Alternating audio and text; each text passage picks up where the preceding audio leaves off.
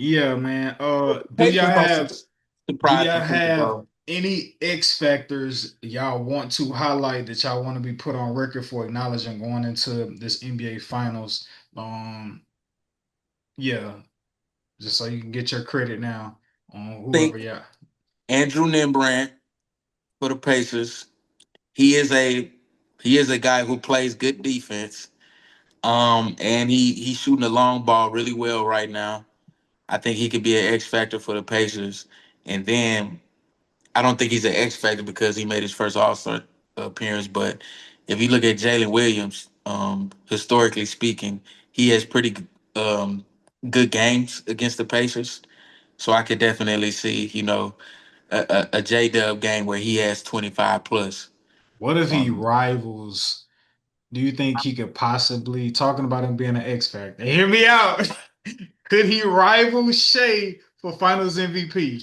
They not Shea ain't even letting that happen. I'm telling you, even in a blowout, if they up 25, that nigga gonna be in the game doing turnaround middies. You know what I'm saying? Pull up hezzy mid fade and left, pull up hezzy mid fade right, like elbow jumper, free throw line jumpers. He gonna be literally in his bag. Like I'm telling you, I just don't foresee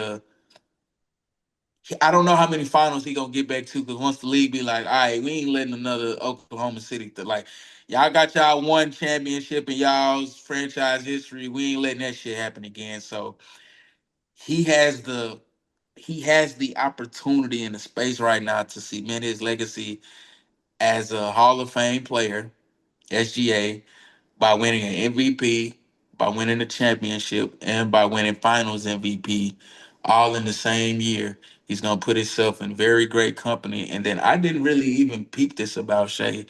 Shea has averaged over 30 points for 3 straight years, bro. The only other person that has done that, we about to start having some uncomfortable conversations if this Point niggatry guards. goes on for much longer, bro. I'm telling you.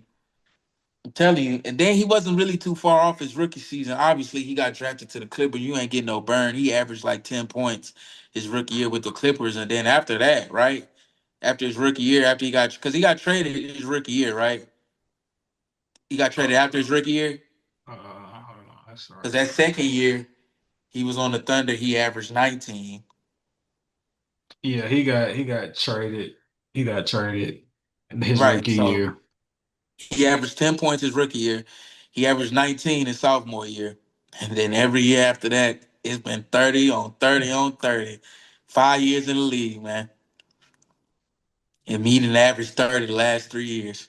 Yeah, man. He went from average. The jump has been like substantial. Like rookie year, he averages 10. Yeah. The next year, 2020, he averages 19. 19. 2021, 23.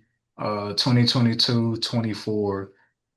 Then no, I lied. I said 2020. He averages 24 in 2022. 2023, he averages 31. 2023, he averages 2024 rather, he averages 30. And here this season, 2025, he's averaging 32. For a career on his career, he's averaging 24 points per game. But it's averaged 30 last 3 years, and now backing it up with potential championship, potential finals MVP, but most definitely regular season MVP award. Um yeah, man. Any other X factors? Speak now, forever hold your peace. Black Peace at Rostradamus has an X factor. This is going against my prediction. The only way I can see the Pacers have any chance of winning is if Pascal Siakam um takes advantage of his masterclass in the post and just puts in like I said, a masterclass. Um, I feel like Holmgren is still pretty young. He has not quite had two full seasons. Yeah, that whole Or team, besides shit, yeah, SGA might true, be the oldest. No, Caruso is the oldest dude on that team. Yeah. And he's true. our age. He 30. But But at the same time, though, at least from a perspective of being in the post, he's very young. Damn. Of course, he's young, number in numbers, but just mentally. And also, I feel like Hartenstein has that same issue. He's aggressive, but he's not quite as skilled of a big man as Pascal. So I feel like if he used that to his advantage, get them in foul trouble, we may have some work to where the length can be evened out to where um Miles Turner's utilized a little bit more and they have a little advantage in height. But But Hartenstein but is a legit Three. five, right? true. Yeah. Pascal is more like a hybrid four who can really go play three if Yeah, needed. yeah, it's a 3-4 You know what I hybrid. mean? So But he's what I'm saying is if he's over there getting Holmgren done up in foul trouble to a certain extent, he's gonna have to help. And like I said, it's gonna just take him just being, like I said, going into overload. I Like would he's gonna have to average over 25 points, over 10 rebounds, and around four or five assists yeah, for yeah, no, he he's don't him not ever to get even to gonna have a get the fighting rebound. chance. he's not gonna be backing down Lou Dort. I can tell you that now. The nigga won't touch. He won't sniff averaging 10 rebounds. I'm telling you. I Uh think he can. I think with that matchup, I do think he can manipulate Lou Dort because of with foul his trouble, that's the knowledge of the only way. exactly. So That's just the like you only said way. earlier, to piggyback off what you said earlier, I think that's the only reason, or the only way they can win. Which kind of gives him a shout out to him winning Eastern Conference player of the playoffs. So I'm yeah, gonna say this for an X Factor only because he's like become like one of my favorite players just like off the bench. If the Pacers could find a way to win the plus minus game when Halliburton isn't on the floor, I think that would have a lot to do with TJ McConnell and the spark that that he's been providing in the playoffs off the bench. So Ben Mathurin.